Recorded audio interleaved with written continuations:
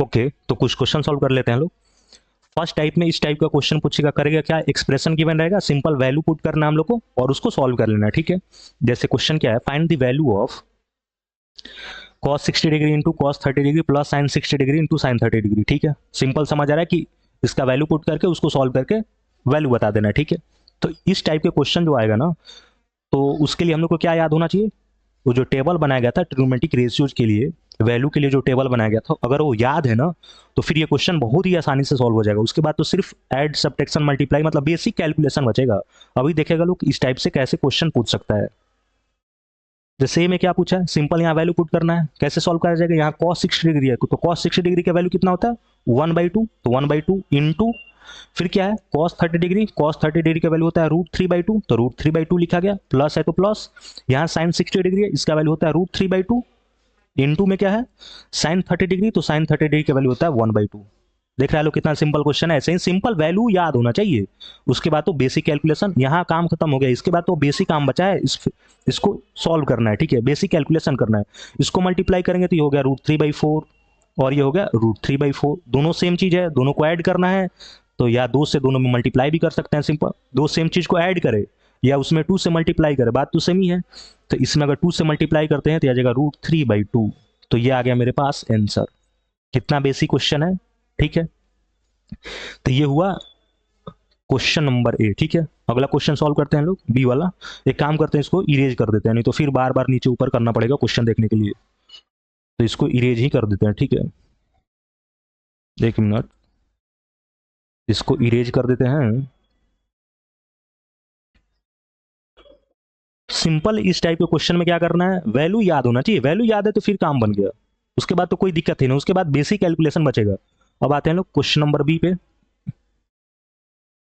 यहाँ क्या बोला है, ऊपर है tan स्क्वायर 60 डिग्री, tan 60 का वैल्यू क्या होता है √3, ऊपर √3 का square plus 4 into sine square 45 degree, तो 4 into sine square 45 degree, sine 45 का वैल्यू होता है 1/√2, तो उसका स्क्वायर है तो 1/√2 का स्क्वायर प्लस 3 इंटू में सेक स्क्वायर 30 डिग्री, तो सेक 30 का वैल्यू पता होना चाहिए, तो cos 30 का वैल्यू हम लोग को याद रहता है, साइन और cos के लिए वैल्यू फ्लुएंटली याद होता है, ठीक है।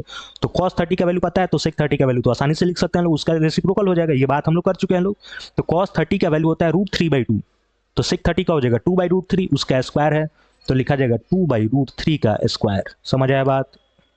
फिर क्या है, प्लस में 5 into cos square 90 degree, cos 90 का वैल्यू तो हम लोग को पता है 0 होता है, तो 0 का स्क्वायर करेंगे मतलब कुल मिला के 0 ही आया, ठीक है।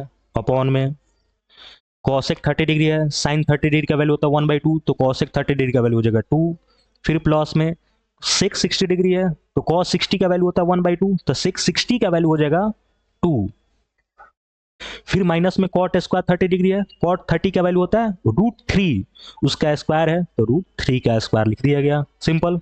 अब इसको आगे सॉल्व करते हैं लोग। क्या करना है, सिंपल वैल्यू पुट करा गया, अब उसके बाद बेसिक कैलकुलेशन कर रहे हैं, ठीक है। तो √3 का स्क्वायर करेंगे 3, यहाँ 1/√2 का स्क्वायर करेंगे तो 1/2, और ये 2 से नीचे 4 कैंसिल होगा, मतलब कुल मिला के यहाँ 2 आ जाएगा, ठीक है। इतना बेसिक कैलकुलेशन समझ आ रहा होगा सब किसी को। यहाँ क्या है 2/√3, इसका स्क्वायर करेंगे तो 4/3, 3 से 3 कैंसिल हो जाएगा तो यहाँ बचेगा 4, ये तो 0 हो जाएगा।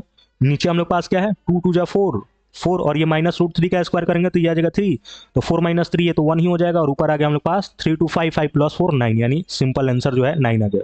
देख रहा है लोग कितना सिंपल काम है, अगर वैल्यू याद है तो ये क्वेश्चन नंबर बी भी बन गया, ठीक है। अब अगला क्वेश्चन देखते हैं लोग। सब में वही काम करना है, सिंपल वैल्यू पुट करना है और उसके बाद बेसिक कैलकुलेशन करना है, कैलकुलेशन बढ़िया होनी चाहिए, उसके बाद तो क्वेश्चन आसानी से सॉल्व हो जाएगा। टाइप 1 में तो इस टाइप का क्वेश्चन पूछेगा, ठीक है। क्वेश्चन नंबर सी देखते हैं लोग। अब करना क्या है ना, एक बार वीडियो को पहले पॉज करना है, सॉल्व करना है, फिर उसके बाद सोल्यूशन देखना है, ठीक है। सी वाला सॉल्व कर रहे हैं, यहाँ साइन 30 डिग्री तो इसका वैल्यू हो जाता है 1/2, प्लस tan 45 डिग्री इसका वैल्यू होता है 1, माइनस में cosec 60 डिग्री, तो sin 60 का वैल्यू होता है √3/2, तो cosec का हो जाएगा 2/√3, तो 2/√3 अपॉन में sec 30 डिग्री, तो cos 30 का वैल्यू होता है √3/2, तो sec 30 डिग्री का वैल्यू हो जाएगा 2/√3,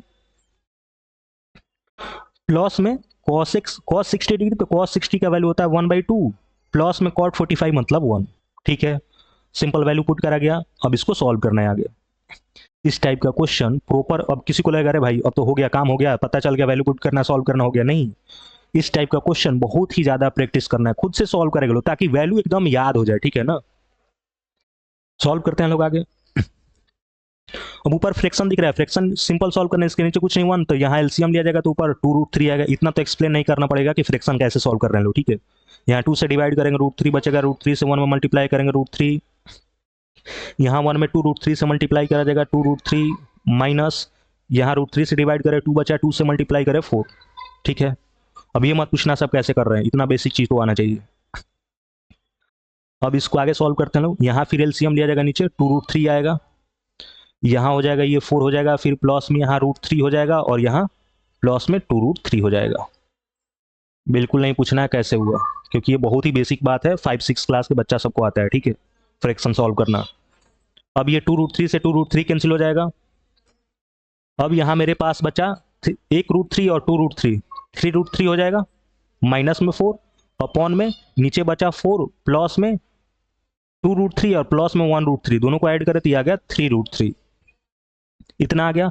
और बहुत कोई कहेगा कि इसके बाद अब क्या सॉल्व करा जाए, यही फाइनल आंसर बोल दिया जाए, लेकिन ये गलत बात है, क्योंकि जब भी फ्रैक्शन में नीचे रूट दिखे तो उसको हटा देना चाहिए, यानी उसका रेशनलाइजेशन कर देना चाहिए, ठीक है। इसीलिए तो क्लास 9th में रेशनलाइजेशन पढ़ाया जाता है कि डिनोमिनेटर में रूट नहीं दिखना चाहिए, तो वही काम कर देते हैं लोग। इसके बाद क्या करना है, रेशनलाइज कर देते हैं लोग। अब रेशनलाइजेशन कैसे करा जाता है, ये क्लास 9th में सब कोई पढ़ा होगा। यहाँ 4 प्लस 3√3 है, तो हम लोग को नीचे ऊपर क्या चीज से मल्टीप्लाई करना है, 4 माइनस 3√3 से मल्टीप्लाई करना है। अब ये 9th क्लास में पढ़ना था, उतना डिटेल में बात नहीं करेंगे लोग इसके बारे में, ठीक है। अब ऊपर मल्टीप्लाई करना है दोनों को। अब कोई बेसिक बैठ जाएगा मल्टीप्लाई करने, या कोई थोड़ा सा दिमाग लगाएगा, कोई स्मार्ट बच्चा है तो मल्टीप्लाई नहीं करेगा, थोड़ा सा दिमाग लगाएगा, कहेगा कि इसमें से अगर माइनस कॉमन कर लेते हैं तो ये हो जाएगा 4 माइनस 3√3। अब कोई बोलेगा अच्छा सर ये दोनों तो सेम ही चीज तो लिखा हुआ है, मतलब ये दोनों को मल्टीप्लाई करें मतलब उसका स्क्वायर हो जाएगा। 2 इंटू 2 क्या, 2 का स्क्वायर, ए इंटू क्या बोलेंगे, ए का स्क्वायर। तो न्यूमरेटर में हम लोग लिख सकते हैं लोग माइनस 4 माइनस 3√3 का होल स्क्वायर, क्योंकि सेम चीज को मल्टीप्लाई कर रहे हैं, अपॉन में यहां देखा जाए तो ए प्लस बी इंटू में ए माइनस बी, तो ए प्लस बी इंटू ए माइनस बी क्या हो जाएगा, ए स्क्वायर माइनस बी स्क्वायर, यानी 4 का स्क्वायर 16 माइनस में 3√3 का स्क्वायर इतना हो जाएगा, तो 3 का स्क्वायर करेंगे 9 और √3 का स्क्वायर करेंगे 3, तो 9 इंटू 3 27। एकदम बेसिक कैलकुलेशन कर रहे हैं, वैल्यू पुट कर रहे हैं, उसके बाद बेसिक कैलकुलेशन कर रहे हैं। ऊपर क्या है, माइनस ए माइनस बी का होल स्क्वायर, फॉर्मूला यूज करना है सिंपल, ए स्क्वायर यानी 4 का स्क्वायर 16 प्लस बी स्क्वायर, तो 3√3 का स्क्वायर करेंगे 27 माइनस 2ab, तो माइनस 2ab करेंगे तो 4 3 जा 8, 8 3 जा 24, तो यह जगह माइनस में 24 √3, सिंपल फॉर्मूला यूज करा गया, A square plus B square minus 2ab upon में 16 माइनस 27 कितना आ जाएगा, -11। अब यहां देखा जाए तो ये तो माइनस से माइनस कैंसिल हो जाएगा ना, एक मिनट, ये माइनस से माइनस कैंसिल हो गया और मेरे पास बच गया 16 प्लस 27, ये आ जाएगा 43 माइनस में 24√3 अपॉन में 11। अब ये आ गया मेरे पास फाइनल आंसर, कितना आया 43 माइनस 24√3 अपॉन में 11। अगला क्वेश्चन देखते हैं लोग। अब इसको भी इरेज कर देते हैं लोग।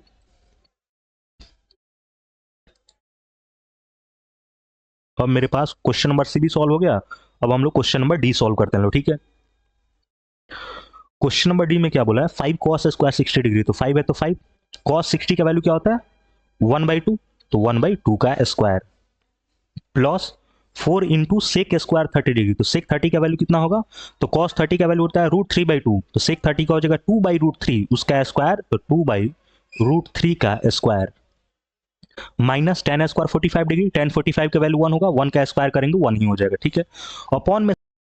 अब इसके बाद दो तरीका से यहां सोच सकते हैं लोग, यहां साइन स्क्वायर 30 डिग्री दिख रहा है, यहाँ cos स्क्वायर 30 डिग्री दिख रहा है, ठीक है, तो कोई तो साइन 30 का वैल्यू रखेगा, फिर यहाँ cos 30 का वैल्यू रखेगा, आगे सॉल्व करेगा, ये भी एक तरीका है, क्योंकि साइन 30 का वैल्यू और cos 30 का वैल्यू तो हम लोग को पता है, ठीक है।